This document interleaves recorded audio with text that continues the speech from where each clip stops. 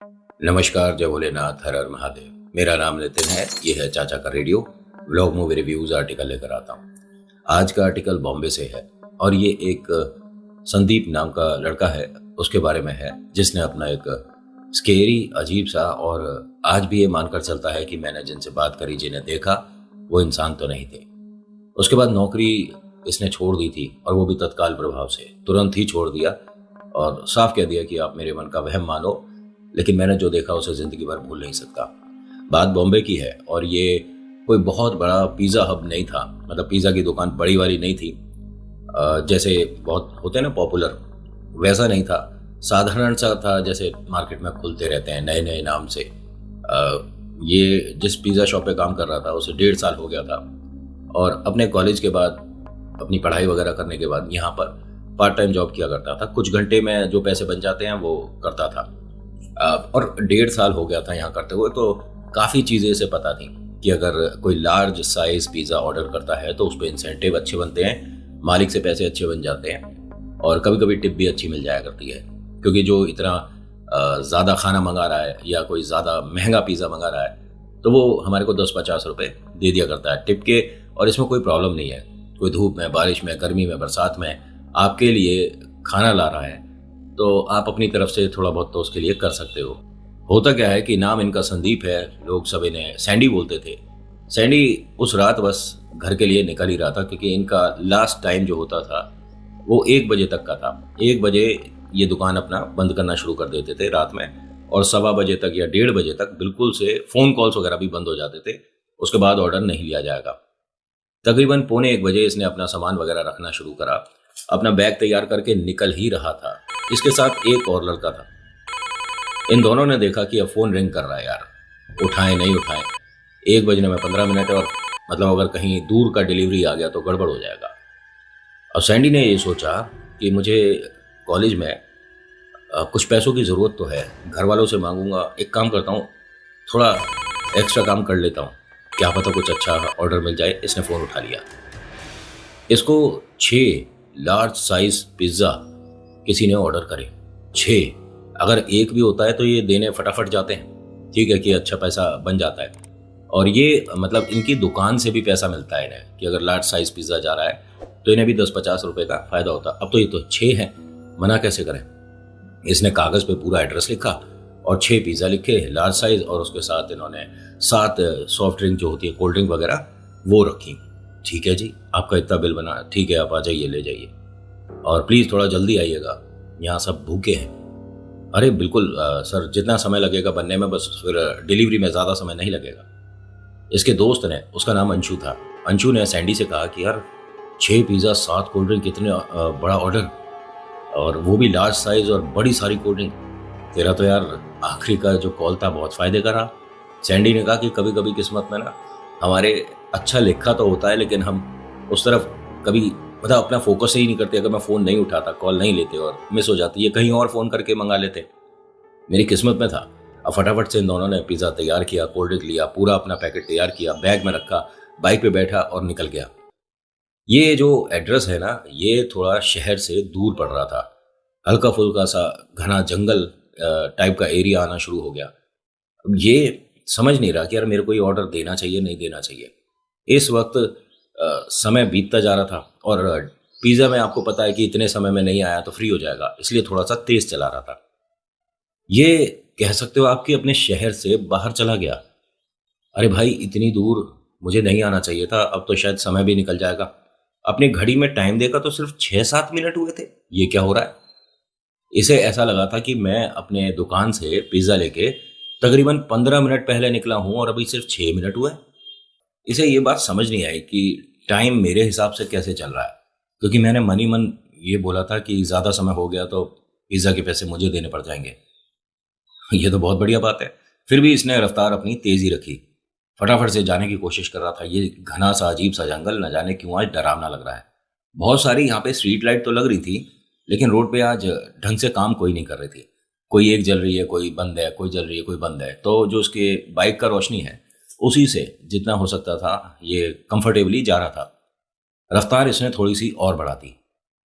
उसके बाद समय जब देखा तो 7-8 मिनट हुए थे। अब बहुत ज़्यादा खुश, घड़ी को देखते देखते फिर सामने देखने लगा, फिर घड़ी को देखा तो इसे ऐसा लगा कि जैसे घड़ी वापस चल रही थी।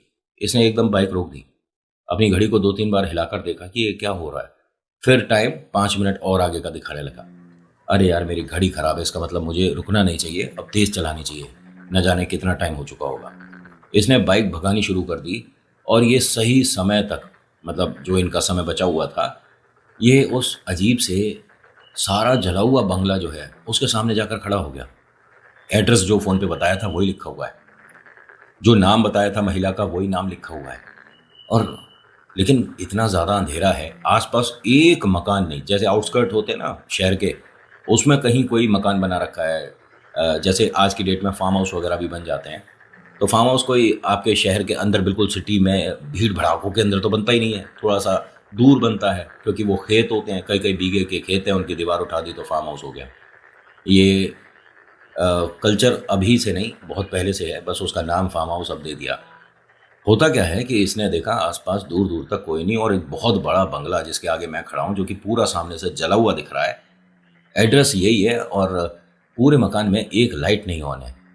इसने जाकर बेल रिंग करने की कोशिश करी, कोई आवाज़ ही नहीं आ रही, तो ऐसा लगता है कि शायद लाइट का कनेक्शन या बेल प्रॉब्लम होगा, तो डोर नॉक करने लग गया। अब रात का काफ़ी समय हो चुका था और इसे 15 मिनट के अंदर ये डिलीवरी करनी थी। अब बार बार नॉक कर रहा है, बार बार नॉक कर रहा है, कोई नहीं सुन रहा। इसने अपने सीनियर को फ़ोन करा, सीनियर ने फ़ोन नहीं उठाया, 1 बार 2 बार 3 बार, लेकिन जब उसने नहीं उठाया तो इसने अपने फ्रेंड अंशु को कॉल किया। अंशु से कहता है कि यार, बड़ी डरावनी सी जगह है और सिर्फ एक सिंगल मकान है और पूरा जला हुआ है, अंदर कोई लाइट ऑन नहीं है, कोई रहता ही नहीं रहता पता नहीं, बेल रिंग हो नहीं रही है, दरवाज़ा नॉक कर रहा हूँ कोई खोल नहीं रहा, क्या करूँ। तो उसने कहा यार, एक बार सीनियर को इन्फॉर्म करके निकलियो। और सीनियर ने साफ कह रखा है कि मैसेज कोई नहीं करेगा, कॉल ही करनी है, वरना ये 4 पिज़्ज़ा 7 कोल्ड ड्रिंक तेरी सैलरी से जाएगा भाई। अब देखिए, इसे कच्चा लालच थोड़ा ना कहोगे, कोई ग्राहक अगर कोई सामान मांग रहा है तो डिलीवरी करनी पड़ेगी ना। अब ये दोनों बहुत परेशान हो गए कि यार, हम सोच रहे थे कि कुछ फ़ायदा होगा, यहाँ तो बहुत ज़्यादा बड़ा नुकसान होने वाला है, क्या करूँ। तो उसने कहा तू या तो सीनियर को फ़ोन कर और लगातार करता रहे जब तक वो उठाते नहीं, या एक काम कर, ये दरवाज़ा और थोड़ा सा नॉक करके देख ले, क्या पता कोई आ जाए। अब बहुत देर तक नॉक करता रहा, कोई है कोई है, मैं आपका पिज़्ज़ा लेके आया था, प्लीज़ ये ले लीजिए, आपका कोल्ड ड्रिंक लाया हूँ, दरवाज़ा खोलिए, कोई है। बहुत देर हो गई, किसी ने नहीं सुना। अब इसका टाइम भी ओवर होने वाला था, सिर्फ 3 मिनट बचे थे। अगर 3 मिनट के अंदर पिज़्ज़ा डिलीवर हो गया तो ठीक है, वरना तो भैया तेरे पैसे कटेंगे।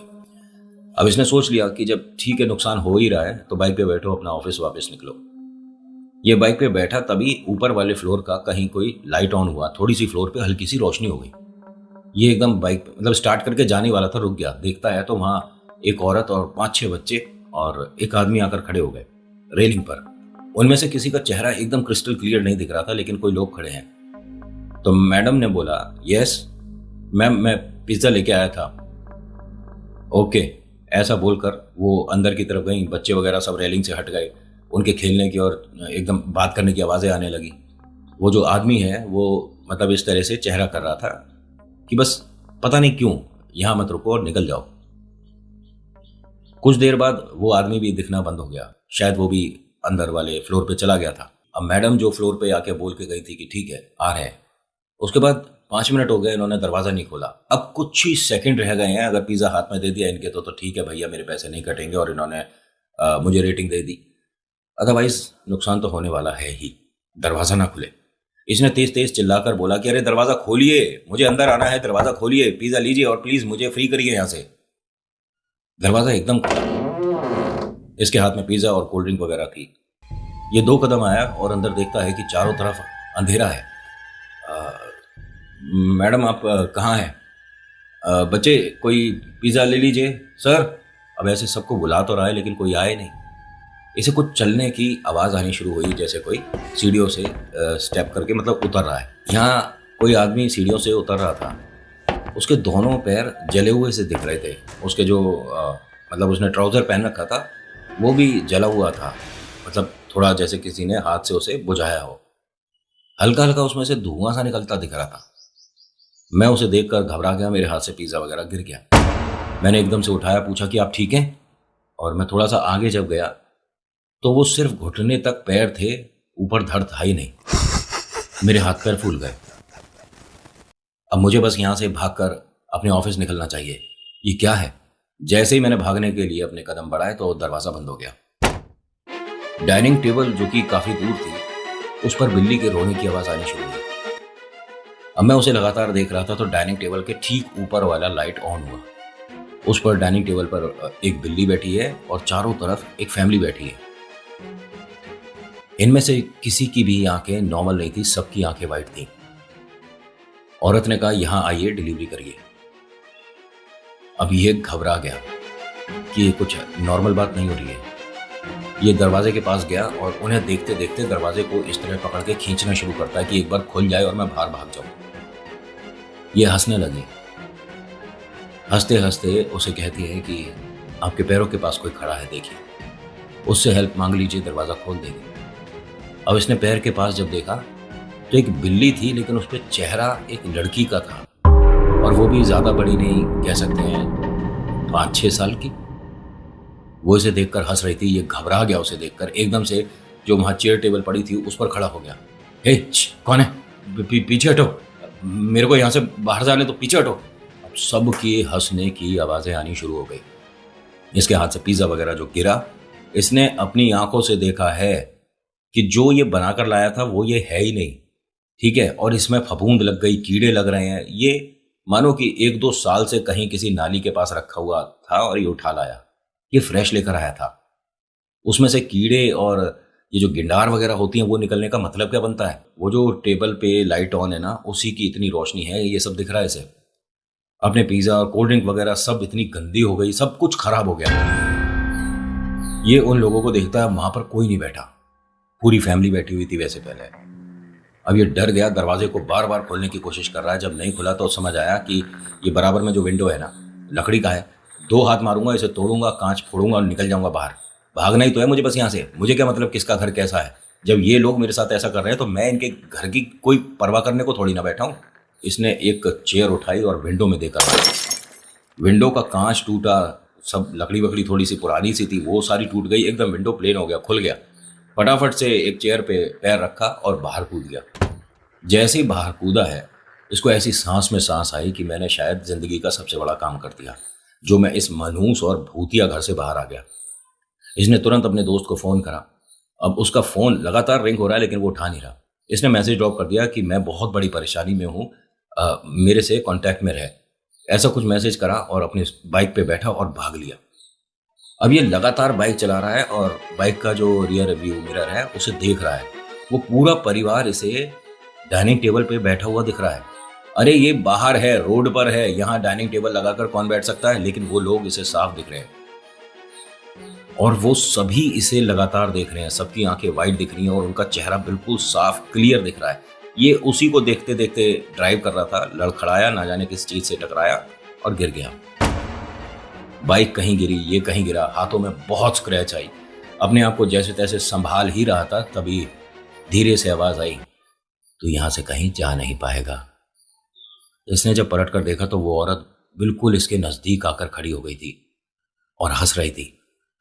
इसका यह कहना है कि मैंने वो डरावना चेहरा 100% कह सकता हूं एक प्रेत का देखा था, वो इंसान नहीं है। उसे देखते ही घबरा गया और यहां से भागना शुरू करा।